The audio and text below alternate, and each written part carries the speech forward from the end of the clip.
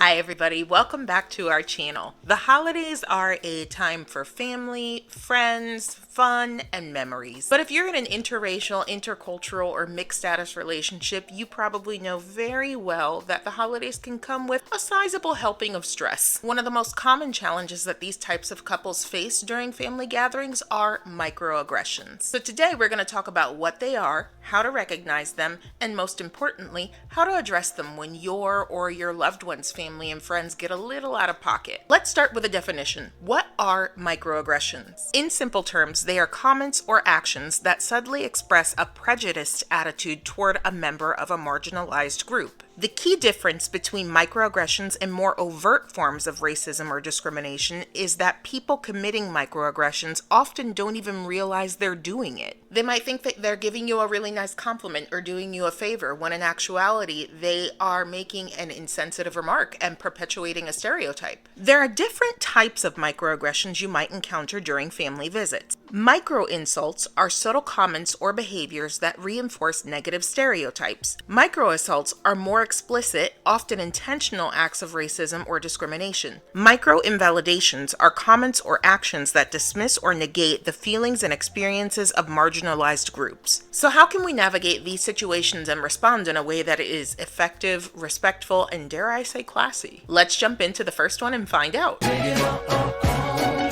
Picture this, you're at a family gathering with your partner, everything's going well, everybody's getting along, and then somebody hits your partner with a "So where are you really from?" While it could sincerely be coming from a place of curiosity, comments like these can make the person receiving them feel like they aren't necessarily accepted unless they meet specific expectations. A good way to respond would be something like, "Actually, I was born and raised here just like you. But if you're curious about my background, I'd love to share more." This response keeps it light, disarms any potential defensiveness, and steers the conversation toward an opportunity for connection. Plus, it avoids sounding like you're shutting down the conversation completely. Next, the compliment. Compliment in quotation marks because these types of flattery tend to be pretty backhanded. Comments like, "You're so pretty for a black girl," or "I love the way you speak, you're so articulate," may seem positive on the surface, but they carry an underlying assumption of unattractiveness and lack of intelligence for a specific group. To address this, you and your partner can simply say, "I appreciate the compliment. I think they're beautiful/intelligent. Full stop. No need to qualify that based on race." This way, you challenge the assumption that beauty or intelligence should be framed through the lens of race and shift the conversation back to the truth. People of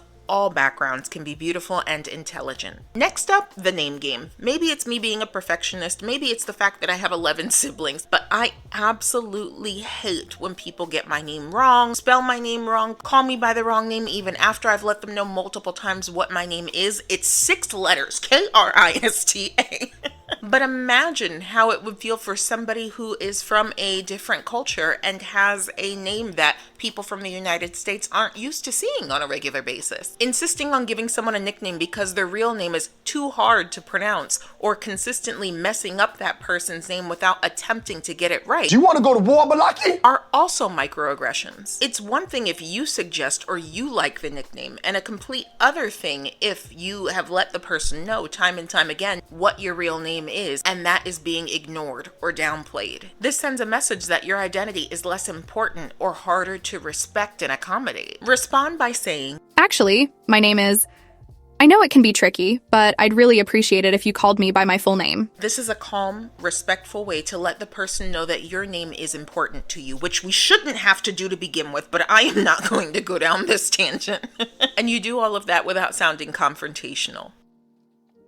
I have heard all of these at one point or another in my life, but this one really gets me. The "you talk so good" microaggression. My favorite variations of this are, "Your English is so good," or "You don't even have an accent when you speak." I've also been told by Black people that I speak like a white person. I speak like an educated person. Let's get that straight. But the context I'm focusing on in this video is as it relates to immigrants or people who speak English as a second language. The implication is that achieving language fluency is something that someone like you would not be expected to do.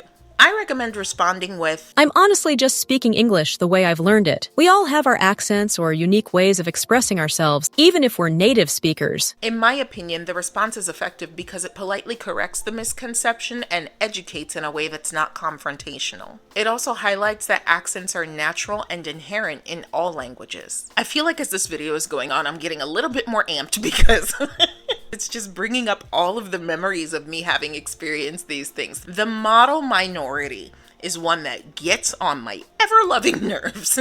This one is kind of connected to the compliment in that it gives a person praise for an assumed strength. As an Asian American, you've probably had people assume that you are really good at math or science, or you are the understudy to Bruce Lee. Kind of like your people are just inherently good at this thing. In my world, it's that we're inherently good at basketball or sports, and it just makes sense if we excel. These may seem like positive comments, but they rely on stereotypes that assume that everyone from a particular cultural or ethnic background fits into a narrow box of expectations. A good response could be, Actually, I'm not into, but I love.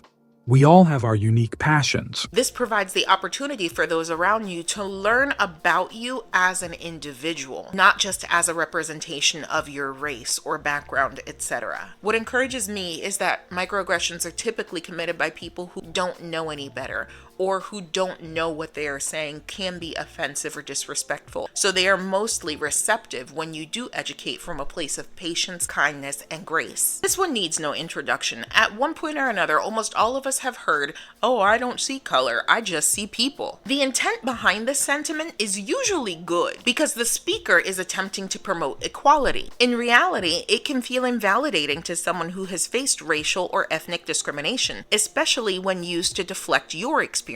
Gently explain, I get what you mean, but I think it's important to recognize that race impacts our experiences. I'd love to talk about how my background shapes my life. that way you open the door to conversation about diversity without accusing anyone of being malicious. What if you hear something like, You're not like other black people. or You're so calm and collected, not like the others. the implication here is that there's something extra special about you because you don't conform to the negative stereotypes associated with a particular group. There's this undertone of the idea that there is a normal way for someone in your circle to act, and you're the exception. You could say, I appreciate the compliment, but I think it's important to recognize that people from my community have different personalities. Being articulate or calm isn't something that's unique to me. and again, this is an example of you politely challenging a stereotype and reinforcing the idea that just because you happen to be one thing, that does not mean that you are all of these other things. And lastly, the who woulda thunk it? Who can forget? I would never have guessed. You don't look Indian at all. When someone says you don't look like it, it can feel like they are questioning whether you really belong to an ethnic, cultural, racial, specific group,